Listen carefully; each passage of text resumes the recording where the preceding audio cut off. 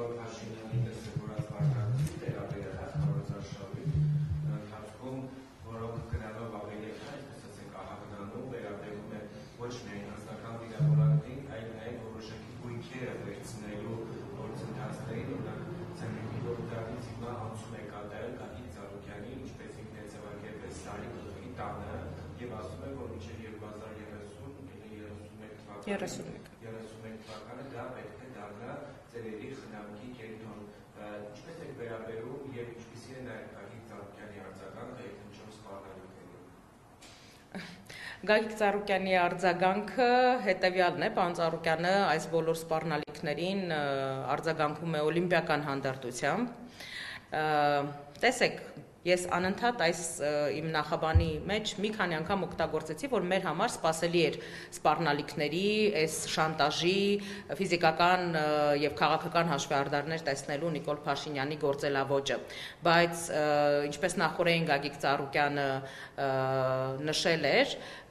որևէ դեպքում մենք չենք իջնելու այդ մակարդակին եւ չենք արձագանքելու նույն լեքսիկոնով։ Երբ Նիկոլ Փաշինյանը խոսում է Գագիկ Ծառուկյանի ընտանիքի անդամների մասին, զավակների մասին,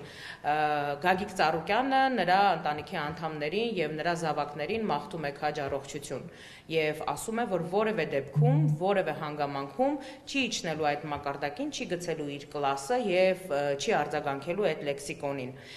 Ինչ վերաբերվում է Նիկոլ Փաշինյանի մինչև 31 թվականը Գագիկ Ծառուկյանի տունը խլելու սպառնալիքներին, նախորդին պարոն Ծառուկյանը հակընդդեմ առաջարկով է հանդես եկել, ինչի սպասել մինչև 2031 թվականը, եթե կարելի է օրինակ հենց այսօր վերցնել կառավարական ամառանոցը, բազմահեկտարանոց եւ նվիրել պատերազմում վիրավորում ստացած մեր հերոսներին վերականգնողական կենտրոն սարքելու նպատակով։ Գիտեք, տարիների ընթացքում մենք բազմաթիվ անգամներ ականատես ենք եղել Նիկոլ Փաշինյանի սատկացնելու, պատերին ծեփելու, ասֆալտին փռելու վերաբերյալ հայտարարություններին, ականատես ենք եղել տարատեսակ քրեական գործերի, կալանավորումների, նույն Գագիկ Ծառուկյանի նկատմամբ սանձազերծված քաղաքական հետապնդման գործընթացի,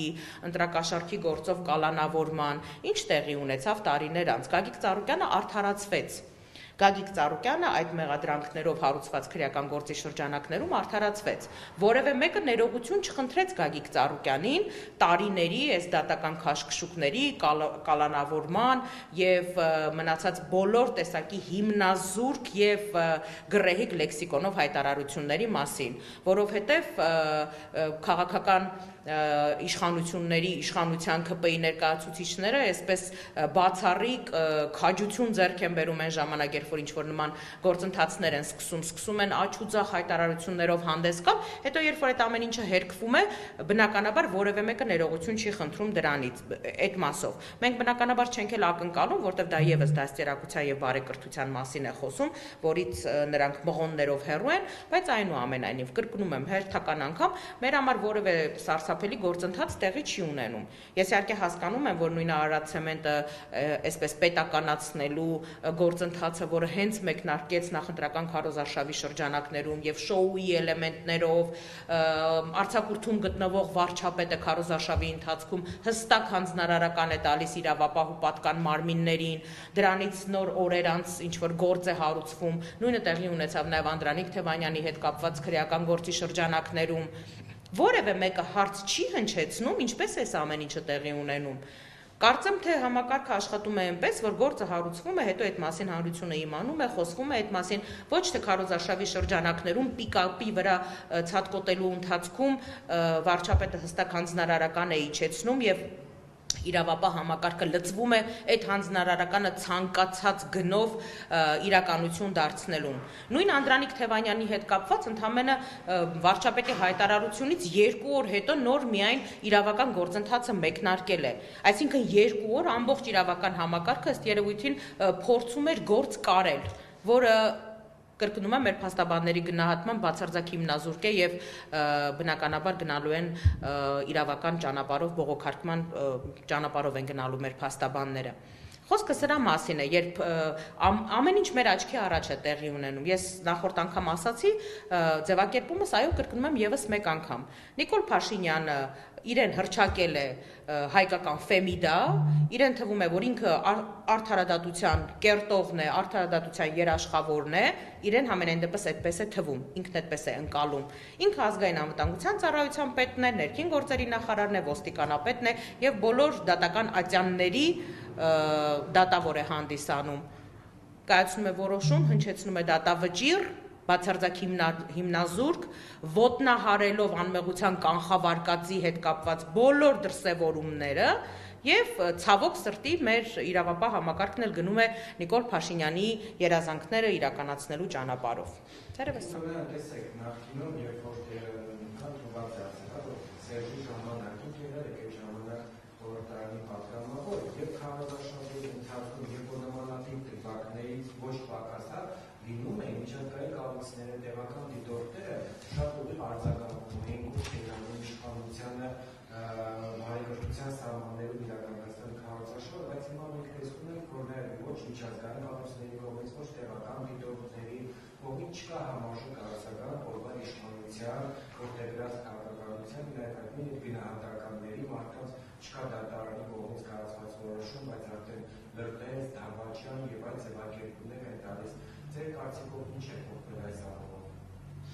Ես կարող եմ ասել, որ համենայն դեպս բոլոր միջազգային կառույցների դիտորդների հետ հանդիպումների շրջանակներում մենք ներկայացնում ենք բոլոր այն իրավախախտումները, բոլոր հարթություններում տեղի ունեցող իրավախախտումները, որոնք որ արձանագրում ենք, սկսած քարոզարշավի առաջին իսկ օրվանից առիթ ունեցել եմ ասելու, որ մեր բազմաթիվ թիմակիցներ եւ նաեւ պատգամավորության տեխնացուներ ապօրինի կերպով հեռացվել են աշխատանքներից, այդ թվում Չարենցավանի փոխքաղաքապետը, Ախուրյանի համայնքապետի տեղակալը, որոնք մեր ցուցակով պատգամավորության տեխնացուներ են եւ դրանից հետո հաջորդած այս բոլոր բռնաճնշումների գործընթացի հետ կապված տեղեկատվությունը բնականաբար միջազգային կառույցների եւ դիտորդներին փոխանցվում է, որովհետեւ եթե մենք խոսում ենք արդարության ժողովրդավարության մասին, բնական է, որ ակնկալում ենք, որ պետք է լինի համարժեք արձագանք եւ պատասխան։ Զեկույցները մեզ վստահեցրել են, որ նախապատրաստման փուլերում են, այսինքն ըստ ժամանակացույցի հրապարակման ենթակա են, սպասենք, տեսնենք, եթե այդ զեկույցներում արձանագրված չլինեն են բոլոր ընտրախախտումները, որոնց մասին մենք եւ հրապարակային եւ մասնավոր զրույցներում բարձրաձայնում ենք, բնական է, որ մենք անենք մեր հետևությունները, սակայն բազմաթիվ անգամներ, այդ թվում եւ հարցազրույցներում եւ Facebook-յան գրառումներում մենք բազմիցս դիմել ենք միջազգային դիտորդներին, կառույցներին ուշադրությունը հրավիրելով բոլոր տեսակի իրավախախտումների եւ սպառնալիքների եւ այս գործընթացների վրա եւ ակնկալել ենք նրանց դիրքորոշումը, մասնավորապես նշելով, որ եթե այս ակնհայտ ու ցայտուն խայտառակ իրավունքների ոտնահարման գործընթացը չեն տեսնում այդ կառույցները եւ այդ դիտորդները, ուրեմն նրանք չեն տեսնում ոչինչ եւ ակնհայտ է, թե ում կողմից են այսպես հովանավորվում եւ սնվում, եթե չլինի համարժեք իրավական գնահատական բոլոր այդ կառույցների կողմից։